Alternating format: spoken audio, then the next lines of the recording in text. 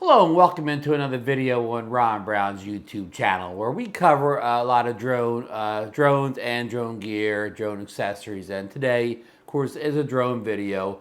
And I've kind of got a lot of the current line of DJI drones in front of me here. And what this video is going to be about today is there's a lot of confusion or a lot of questions I get asked. A lot of other YouTubers get asked about, which DJI drone should I get, or if I have this one, should I upgrade to the another one? Which one is the best? The typical questions out there, and so I'm going to try to kind of work through some of these questions in this video here. Now, I know there's a new DJI drone out here. I won't even say that name here. It's that little FPV drone, but we're not going to talk about this one in the video. This is, the old school camera drones here. So we will save the Avata for, oops, I didn't mean to say that, for another video. But today, you see some of the usual suspects here at the table. And so let's break this down right away. We got the most recent camera drone would be the Mini 3 Pro. Came out in May of 2022. And you've got its predecessor here, the Mini 2, which came out in, I believe, November of, let's see, let me get the year right here, 2021. So this one's a year and a half going on 2 years old here. And here is the Air 2S. It came out in, I believe, around April, May of 2021. I think the same year as this. So this one here also is, I may be getting those dates confused here. Anyhow, it's been out over a year now. Let's not get worried about details here. And then just for, interest, I brought the, I still got a bundle up here with its complicated a gimbal protector here. This is the DJI Mavic III, which just came out last November 2021. I believe this is from the spring of 2021, and I probably meant to say I don't know. Forget all the dates.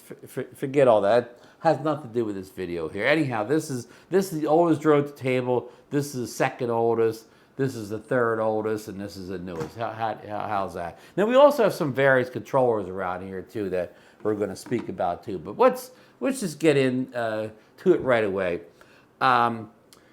People say, well, which drone should I get? Should I get the Mini? Should I get the Air 2S? Okay, let's get that right out of the way. Okay, if you need an under 250-gram drone to fly in your country because of regulations that allow the under 250 grams the drones to be able to do more things or to not have to get complicated licenses and tests and so on. These two are it. You can throw everything else to the side here. If that is your primary thing, you need an under 250-gram drone because of the rules and regulations in your country. This is it right here. Now, if you live in the U.S., we have different rules and regulations here. These don't really, aren't able to do much more than the heavier drones as far as rules and regs. But what these two allow you to do, the two under 250-gram drones here, you do not have to register these drones. If you buy them, you do not have to register with the FAA. You don't have to pay your $5. So if that is important to you, if that's a big deal to you, not wanting to register, then these drones, you can forget the drones over to the side here. Also, piled into that, if you one of your big concerns is the upcoming remote ID requirements, which will be coming next fall for the end users like us. If that's a very important concern to you, these under 250-gram drones, right now, the way I understand it, will not need to have remote ID. So again, if that's really, really important to you, these are the only two to consider here. Don't worry about those other drones because you're going to have to, register and remote ID the other drones at the table here that I showed you. So, so that kind of lays the groundwork there. Now, the only kind of fly in the ointment of this whole thing if you're Part 107 want to do professional work, then these drones will have to be registered and have remote ID on them. If I understand the remote ID requirements as of August 28th, 2022. So that's one little thing. But if you have no aspirations to ever do any Part 107 work, then these and you fall under the other two categories I said. You don't want to be any. You don't want the remote ID in your drones. You don't want to register.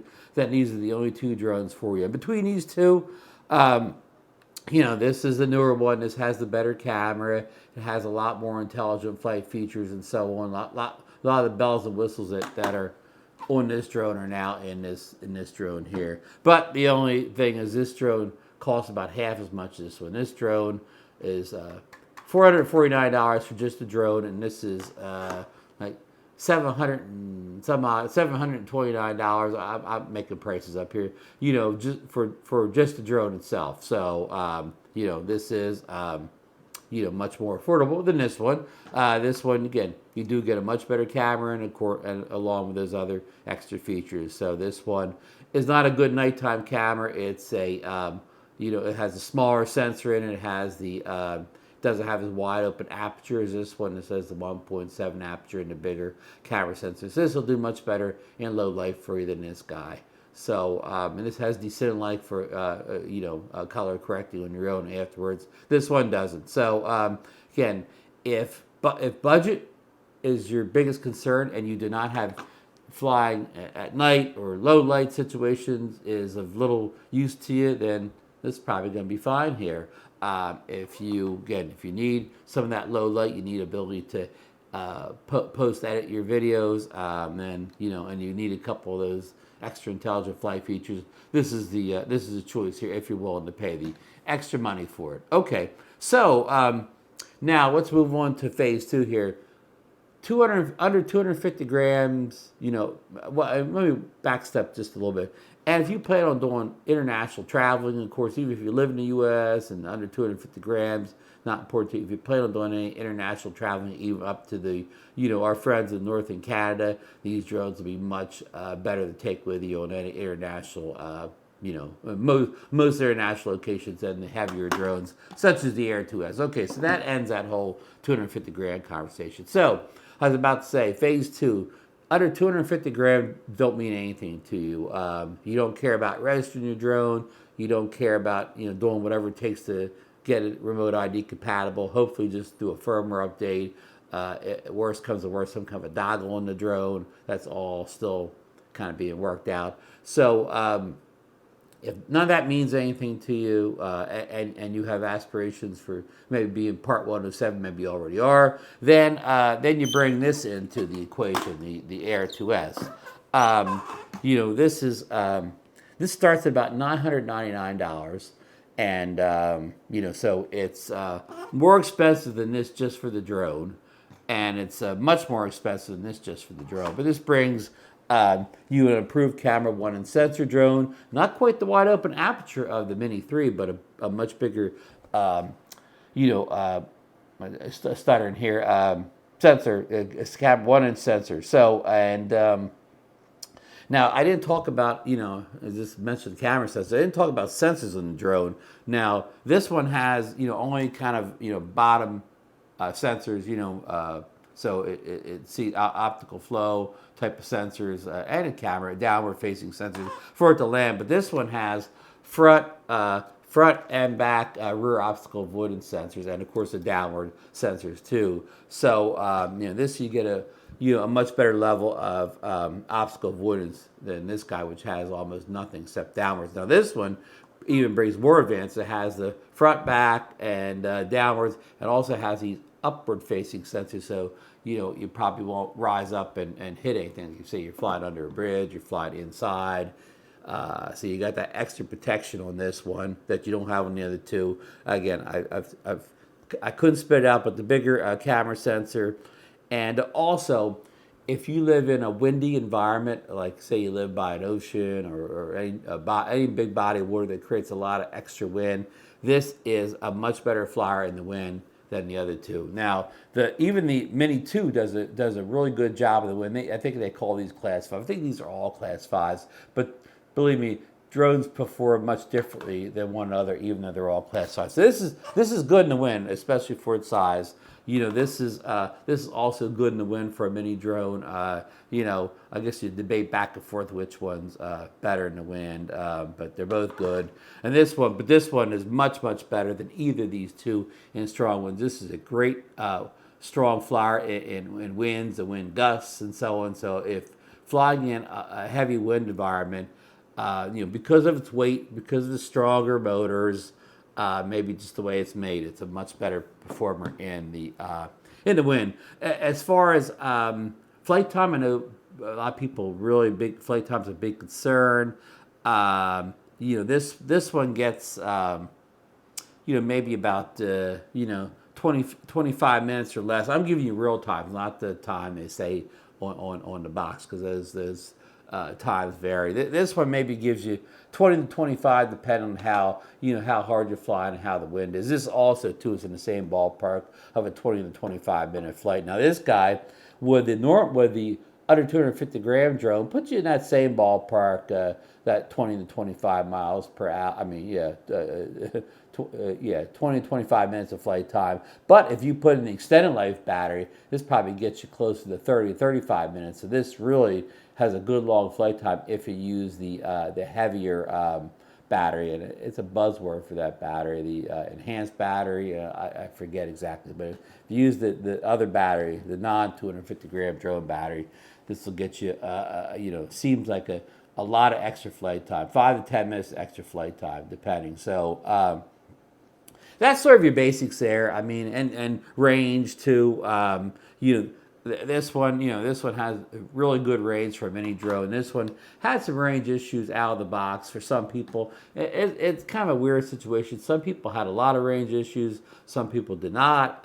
It was all over the board. It seems to be fixed for a lot of people. Some people still are having range problems. But for me, the range is good on this. I'm not a big range tester. I'm not a big person that wants to fly 5 miles away from where I'm at. I kind of, or if I'm going to film something, I just kind of drive nearby and film. So, but signals, signal and range have been good for me since I got the drone, and it's improved, with the firmware updates. But it's still an issue for some people. But I'm kind of just speaking for me or the people I talk to a lot in the community. I do know a few people had range issues, and theirs are better now. But anyhow, I don't want to get caught in the whole range thing. And this one here has, really good range. I don't even want to put distance out, but range signal is really good on this drone. I've never had any issues with range or signal on it.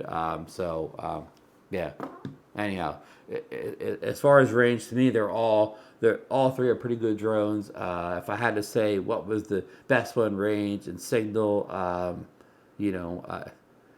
don't know. I guess I'd say this one, but again, I had good results with all of them. I know. I think this says Aki 3 Plus, so this should be the best. But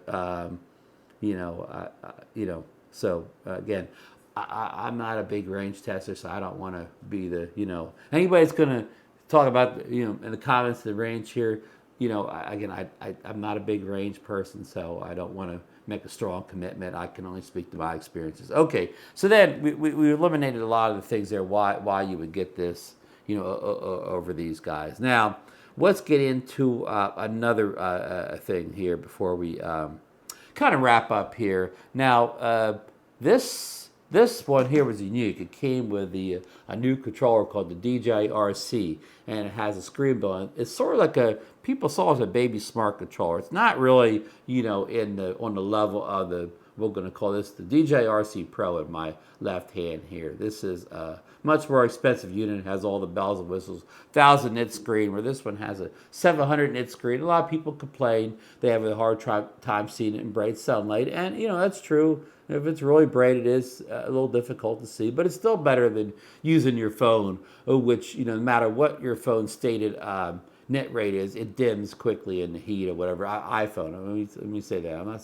I can't speak anything about Android phones, but iPhones, they dim quickly in the heat. So this is a godsend over using the iPhone in bright hot conditions, bright hot sunny conditions. So this works with, again, this drone. It came out with this drone. This makes it more expensive. This is about a $309 option, something like that. If you bought it solo, you could buy it in a package with this, where you get both of them for 900 and some odd dollars.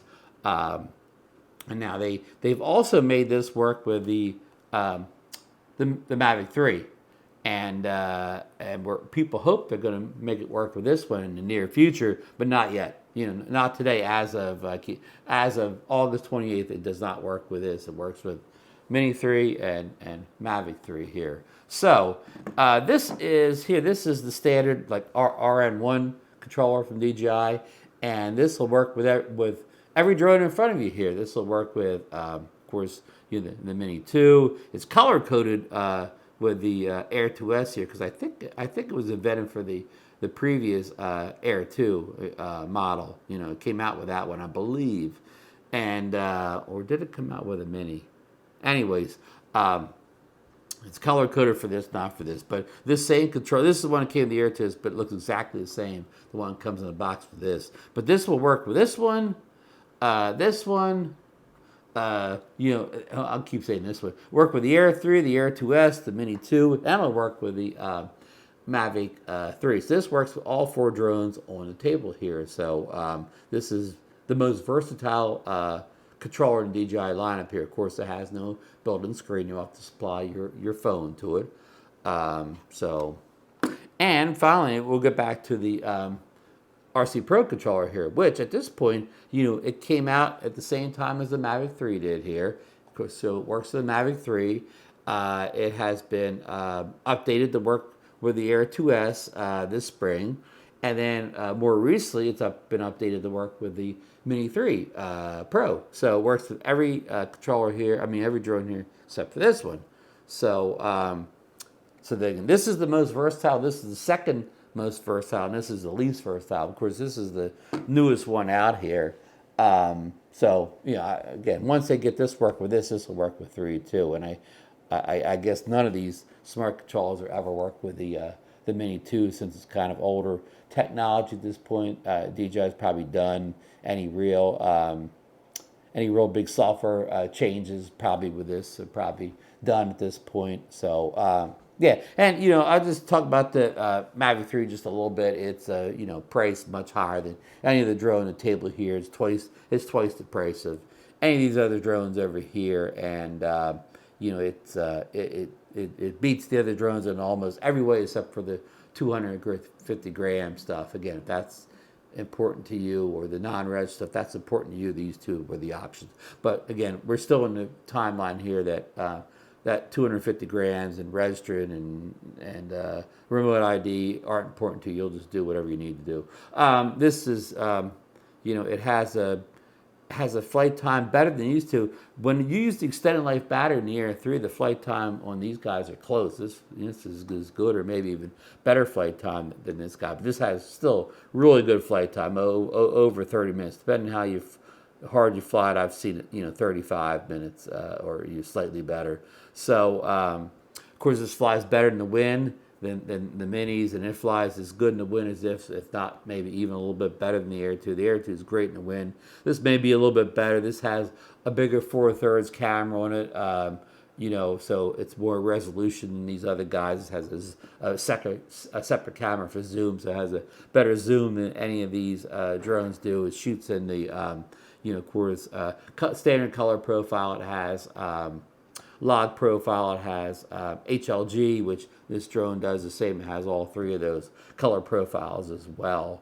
So this is the kind of it combines everything, but also is the heaviest drone, the biggest drone, the least portable, travel drone friendly, whatever. It's not big either. Remember it's about same size as the original Mavic Pro, which was considered a travel drone in its day because it folded. So your definition of what a travel drone is, can be all over the place. But Okay, so that's just a quick breakdown of which drone in the lineup may be best for you. And again, if you have this drone here and you think you should upgrade to either one of these two, and you have to pick which one, again, it's all based on the stuff I told you about.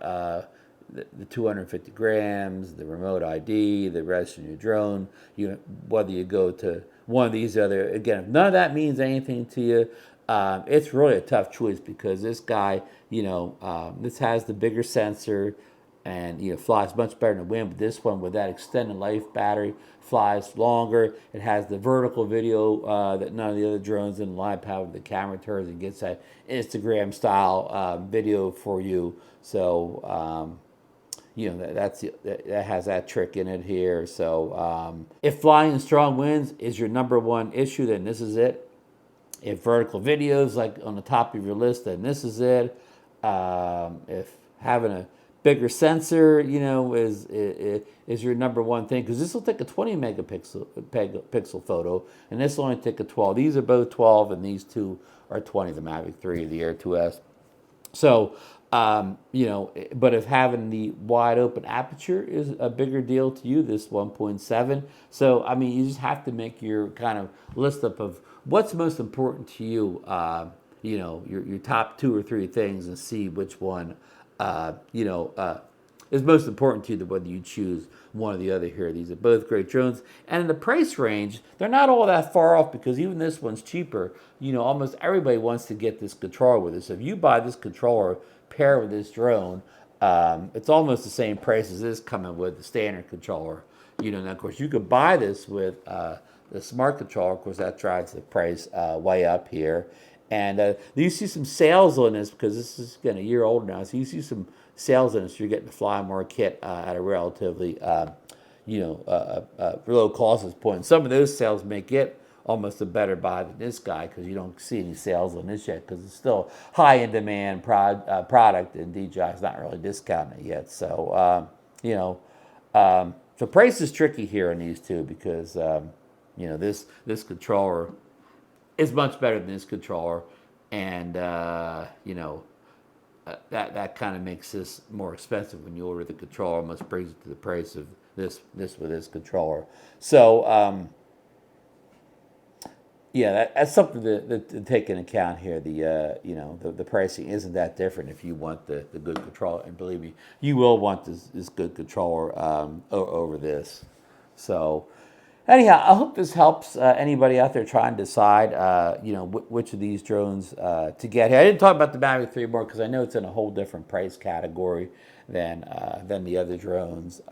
So I didn't really focus on that drone. It's a great drone over here. Probably my favorite drone on the table, but again, I know it's a different price conversation. And I wanted to keep this all DJI drones, so I didn't get too confused. But the Autel Nano Plus is also an interesting drone in 250 gram category, and that falls in the same category as these two drones. If you want a drone that